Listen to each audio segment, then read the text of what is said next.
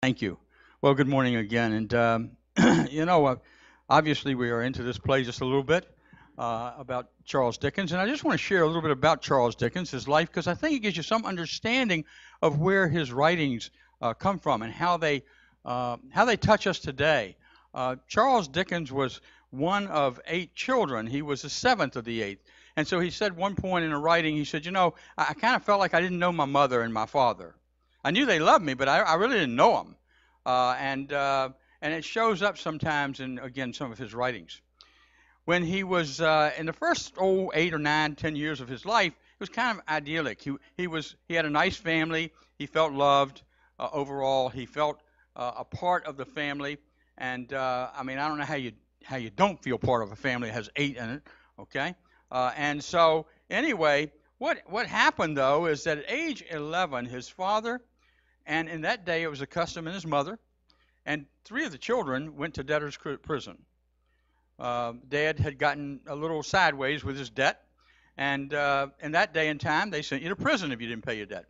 And so what happened is that he went to work. He had to go to work. He went to work in a factory, and he was 11 years old, as I said.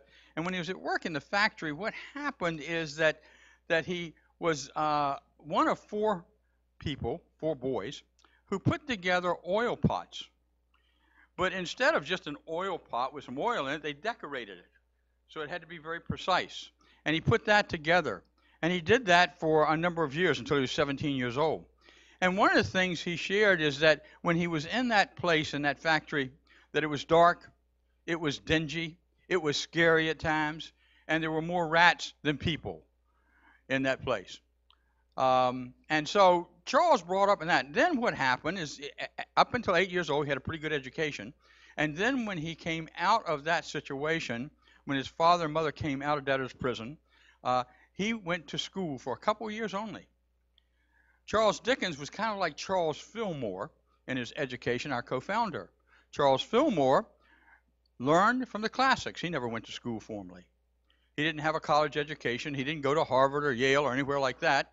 He read the classics, and he was taught by a Army captain's wife in Minnesota. And Charles Dickens went to school only for a couple years, but learned from the classics, because that's what he spent his time doing when he wasn't working as a young man. So he was an avid reader, an avid learner. And when he came out of school, the first thing he did is he went to work in a law office.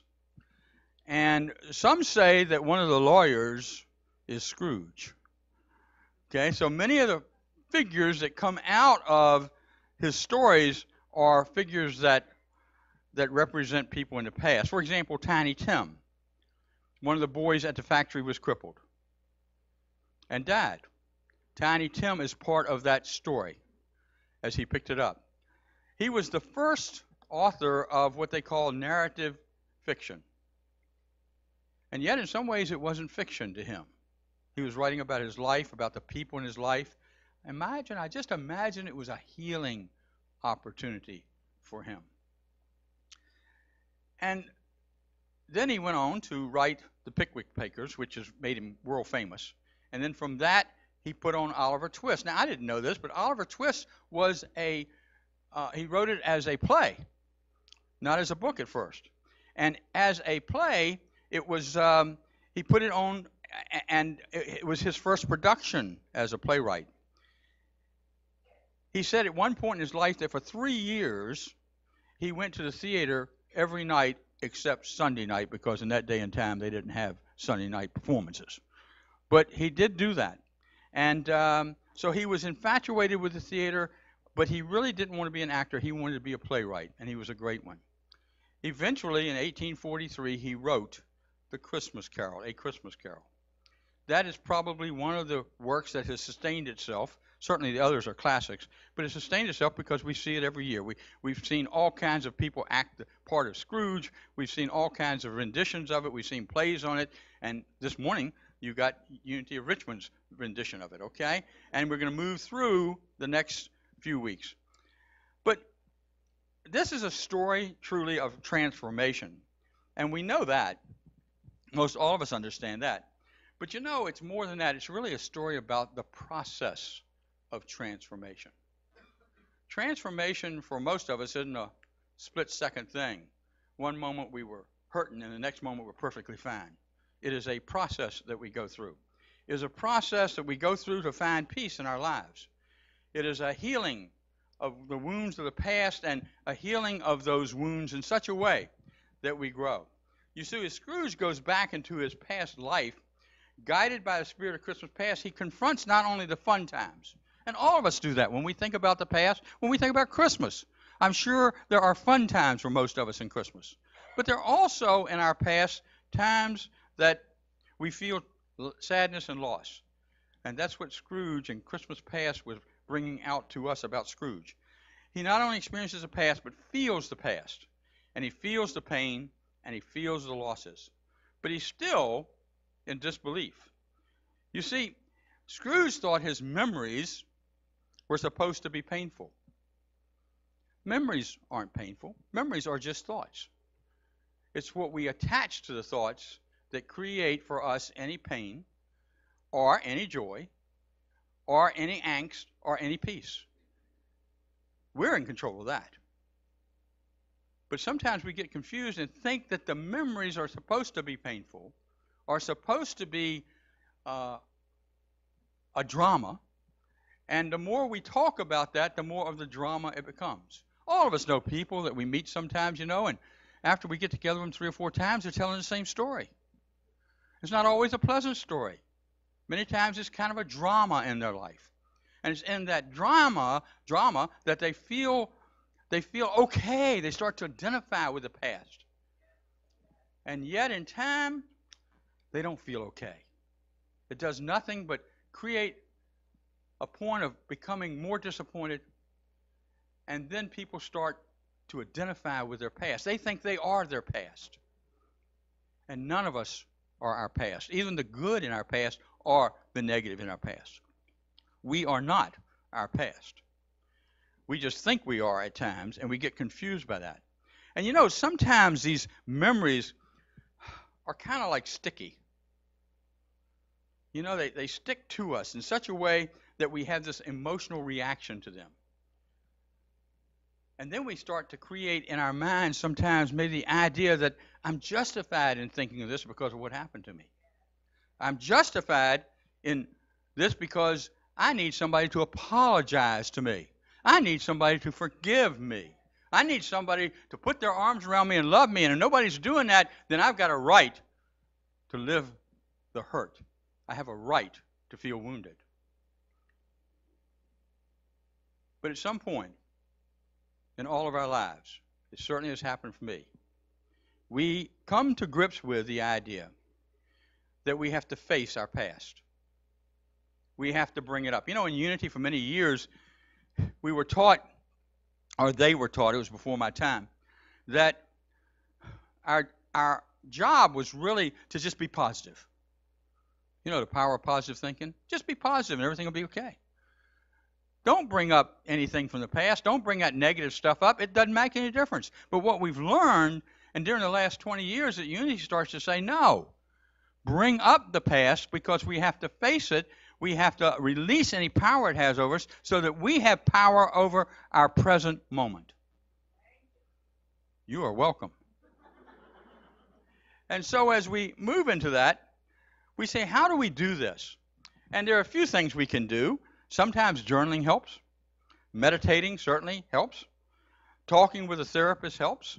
Sometimes. Sharing with others and with family members when it's appropriate can help. All those things are available to us if we stop and just think about it. Many people report that their journey to wholeness begins when their present state of mind and conditions become unacceptable. I have a friend in El Paso, Texas, wonderful man. And he was in the Army. And as a sergeant in the Army, he was an acute alcoholic. And, he kind of functioned in a way, but he really didn't. And once a week, he said he would find himself waking up in the morning in an alley because he had been drinking so heavily. And then one week, he found himself waking up in the alley 3 days in a row. And that was not acceptable. He no longer wanted to be the drunk in the alley. And so he did something about it. He went to AA. He started to heal himself from the past. And as he healed himself, over a 30-year period, he had a phenomenal effect on the people of El Paso. If you used his name, Herman, in any group, they knew who he was. He was that well known because he dedicated his life to healing himself through service to others. And so some of the ideas I'd just like to share with you this morning is that until we have peace with our past, until we can be in the present moment, there cannot be the peace. There's always something missing. There's always some angst. And so as we accept the fact that we are human, and yet we're spiritual, when we accept the fact that we live in a human condition and our experiences are here to teach us to grow, teach us that as spiritual beings we can make a difference in our lives, that we can be different than the circumstances around us have called us to be. So we face this truth, we bring up our story, and we examine our story. And as we do that, you see, we understand that we are not defined by our past. Because if we are defined by our past, then we limit our future. Each and every one of you are infinite possibilities of good in the world. But when I can't see that, when I can't feel that, when I don't know that, then what happens is I literally lose myself. And I'm limited by that pain from the past. So one is to face the truth. Number two is to surrender to a non-anthropomorphic God, okay? Human God. Most of us were brought up to think that God was like us, that God really was created in our image. It doesn't say that in Scripture, but that's what we thought. It doesn't say that in any Scripture, as a matter of fact. But that's what we believe because we were taught that. And so God was human in nature. Now, I don't know how you, and I couldn't do it. I tried to surrender to that kind of God, and I couldn't do it because I saw God as negative. I saw God as getting even with me. I saw God as somebody I had to suffer through whatever God asked me to do, and I ran away from that because I didn't understand the true nature from my perspective of what God is. And when I understood that, when I understood that God really is not a person, that God is an energy of unconditional love, and an energy of abundance, an energy of healing, an energy of understanding, and an energy of expression, when I started to understand that, I could surrender to that because I realized that was within me. I was only surrendering to my higher self. And when I was able to do that, it literally transformed my life and changed my life. But what I found out is all the healing wasn't over just because I realized that, just because I was aware of it. I had to do work. I had to go through the steps. I had to be willing and have the desire to no longer be the person I was, to become something new. And I didn't know what that was going to be. I had no idea. So what happened is that by moving into that definition of God, again, I was able to identify that as not something that was loving conditionally, but unconditional love. And in that unconditional love, I felt the warmth. I felt the expression of God moving through me. See, we each are expressions of God. That's what we really are. And we can choose either to be expressions of the world or expressions of God. It's up to us. It's that simple. But doing the work isn't quite that simple. It takes some time. And when we take that time, what happens is we start to move into this idea of not only surrendering, but we move into the idea of prayer and meditation, that we can pray. Now, I don't know about you, but sometimes I still find myself praying, and it sounds like I'm praying to a God out there. I even have to check in with myself. But what I realize is I'm talking to myself. How many people talk to themselves this week? All right, good. Every one of you. That's wonderful. Okay, I'm glad you did that. But prayer is talking to oneself at a higher level. It's stepping into that higher self, into the I am, into what we call the Christ presence, the Jesus Christ consciousness, if you would, in unity. It's where we step into that space, that sacred space, and we're willing to talk in such a way that we talk about what we need to talk about to ourselves, affirming for ourselves our desire, affirming what we see for the future, affirming what we are becoming. And when we do that, we start that process of healing. Now, when you pray like that, the next thing is to move, I believe, into meditation. Take some time, at the same time, do some meditation. Get into the silence. I just want to share with you this morning as we talk about healing that meditation isn't all about bliss and joy. It's not all about wonderful psychedelic colors coming up. Okay? Sometimes it's all about what do I need to heal? What's coming forth from me that says this needs healing? And that's why some people are afraid of meditation. They're expecting that wonderful little, float on a cloud kind of experience. And that's not what happens. And they go, ooh, wait a minute. I must not be doing it right. You're doing it right because you're learning about yourself, okay? And as you grow and learn about yourself, what happens is you're able to then move to the next step. And that is to forgive yourself. To forgive yourself. In the 4-step program, it talks about the 12-step program. One of the steps talks about making amends. But before we make amends, I think we have to go through that process of forgiving ourselves. To realize that we've just made mistakes in the past.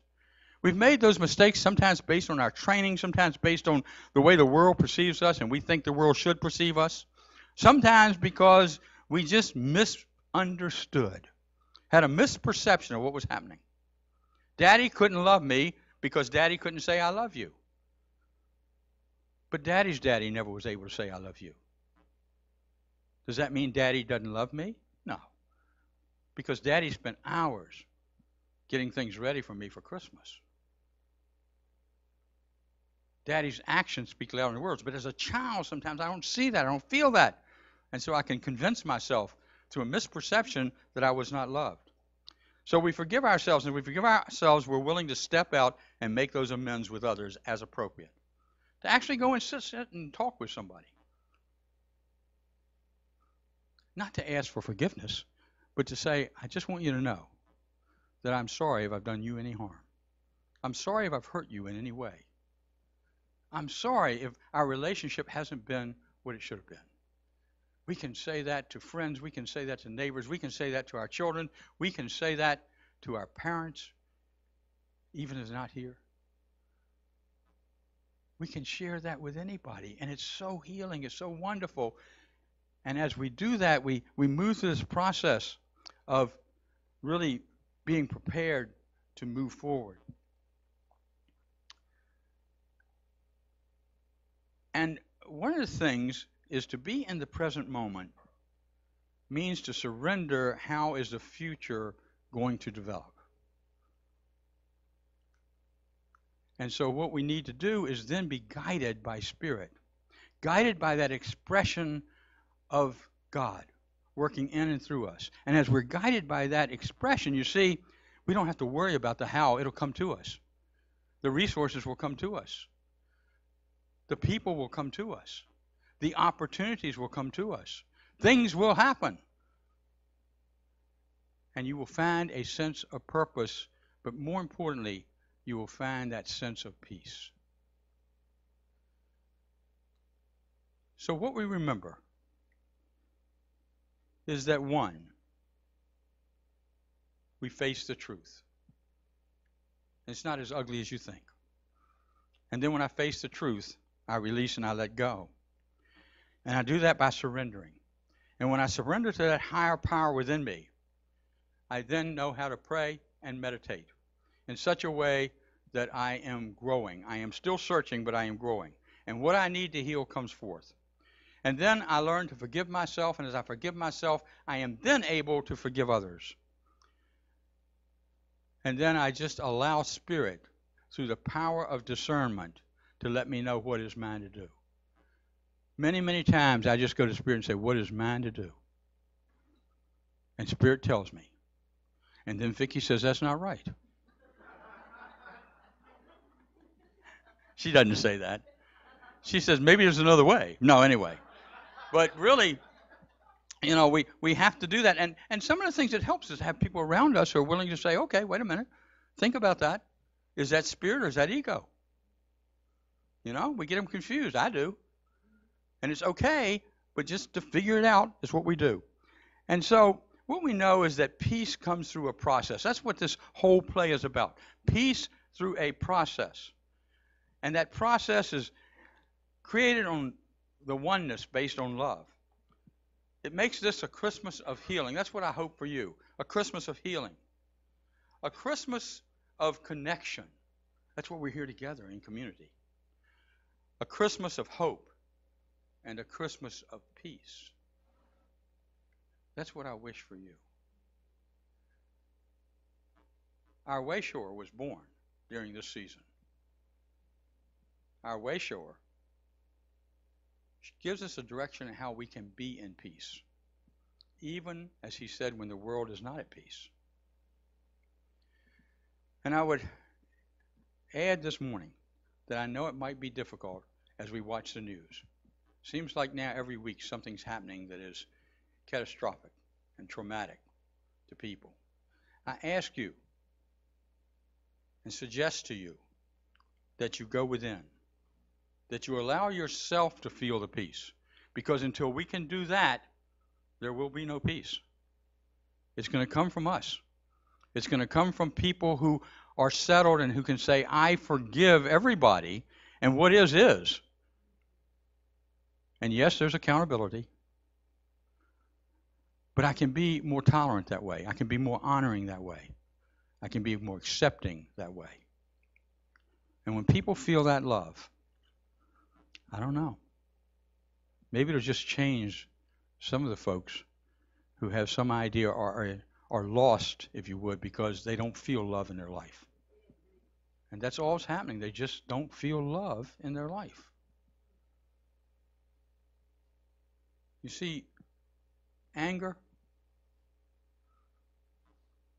wanting to be harder, as Scrooge said, because it's a hard world. All of that does nothing more than create more of the same. And you and I can be the difference in the world. As we stay at peace, we stay centered. I know you can do that. I see it in you. Because I know you. I know how much you love one another, how much you love us, and how much we love you. And it all works together in even doses. So have a peaceful, blessed, wonderful, expressive Christmas this year. And as we do, let's just move now to the next segment, which is, what child is this? What child is this within me that's speaking to me? What child within me brings me into this meditative moment? What child within me says yes to healing?